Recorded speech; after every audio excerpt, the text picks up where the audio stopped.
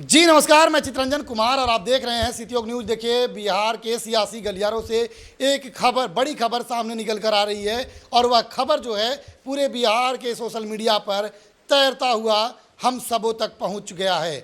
अब जो है औरंगाबाद जिले के रफीगंज सीट पर विराम लगता हुआ दिख रहा है। इस पर खास बातचीत करने के लिए हमारे साथ सहयोगी पत्रकार चंदन भारती जी, इनसे चर्चा करते हैं। चंदन भारती जी, क्या कुछ खबर निकल कर आ रही है रफीगंज से? देखिए, रफीगंज पर तो सबकी नजर थी, बहुत दिनों से थी, और इसमें देखा जाए तो बहुत सारे प्रत्याशी हैं, महागठबंधन की ओर से हों या इंडी गठबंधन या एनडीए की ओर से हों। मैं आपको बता दूं कि जिस तरह से प्रमोद सिंह लगातार चर्चा में थे, अशोक सिंह लगातार चर्चा में थे, शंकर यादविंदु लगातार चर्चा में थे, किनको किस पार्टी से सीट मिलेगी।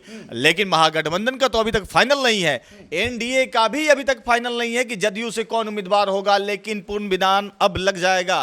पूर्ण विराम इसलिए लगेगा चूंकि बहुत बड़ा फैसला लिया है प्रमोद सिंह ने एलजेपीआर से इस्तीफा दे दिया है। बड़ी खबर बता रहे हैं आप, बड़ी खबर बता रहे हैं। बड़ी खबर, विश्वस्त सूत्रों के हवाले से मैं खबर बता रहा हूं। ये इस्तीफा हो गया है पार्टी से। अब है कि अगला कदम क्या होगा प्रमोद सिंह का।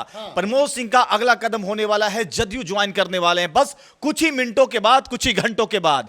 इसके बाद क्या होगा, शायद जदयू उम्मीदवार बना दे, लेकिन उम्मीदवार बना देगी रफीगंज से। लेकिन क्या जो अशोक सिंह है जी, अच्छा, आप रफीगंज से उम्मीदवार बना देगी तो अशोक सिंह इतना छोटा खिलाड़ी तो नहीं है। देखिए, अशोक सिंह रामाधार सिंह के बेटे हैं, हिम्मत नहीं हारने वाले हैं, बहुत अच्छे राजनीतिज्ञ हैं, 2 बार विधायक रहे हैं, 2 बार के विधायक रहे हैं, दांव पेच सब जानते हैं, सीएम के बहुत करीबी हैं। अब कुछ भी हो सकता है, जो बहुत टक्कर का माहौल है। अब है कि प्रमोद सिंह किसके लाइनअप में घुस रहे हैं जदयू में, ये देखना होगा, और अशोक सिंह कैसे उस सीट को बचा पाते हैं, ये भी देखना होगा। कहा तो यह जा रहा था कि प्रमोद सिंह काफी दिनों से जदयू के संपर्क में थे। अच्छा, जदयू के संपर्क में थे, लेकिन अब किसके थ्रू जा रहे हैं, कौन आश्वासन दे रहा है? अब तो देखिए, मैथिली ठाकुर भी जो बच्ची है, भाजपा ज्वाइन कर ली है, अब उसको कौन आश्वासन दिया है कि उन्हें प्रत्याशी बनाया जाएगा। तो कहीं ना कहीं लाइनअप होता है कि जो चुनाव के पहले लोग पार्टी में शामिल हो जाते हैं, झंडा पताका पहना दिया जाता है, फिर कहा जाता है कि बस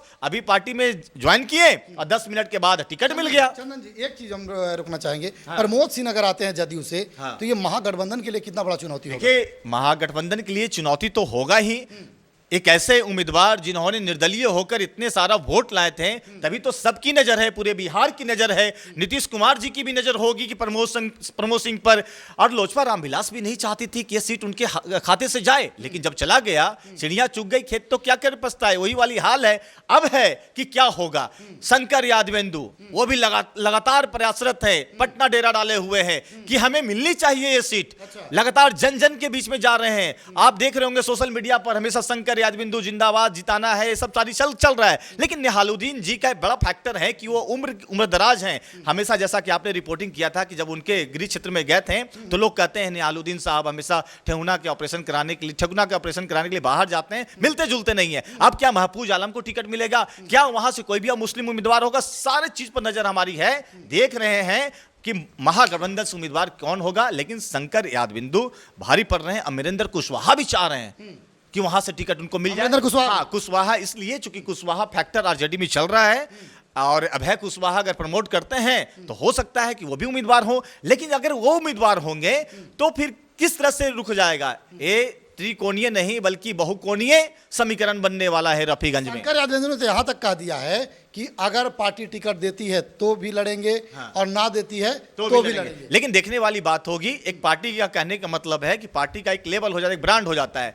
लेकिन ये क्या शंकर यादविंदु जी, अब देखिए बहुकोणीय मुकाबला होगा तो क्या पता ये जीत भी हासिल कर सकते हैं। औरंगाबाद के जैसा कोई नया चेहरा तो नहीं ना आ जाएगा चंदन जी? नहीं, वहां देखिए हर जगह विरोध हो रहा है। नवीनगर में आपने देखा कि वीरेंद्र सिंह और उनके तमाम समर्थक विरोध कर रहे हैं चेतन आनंद का। तो निश्चित तौर पर औरंगाबाद में भी विरोध का स्वर यहां पर शुरू हो चुका है। रामाधार सिंह ने पोस्ट भी कर दिया है।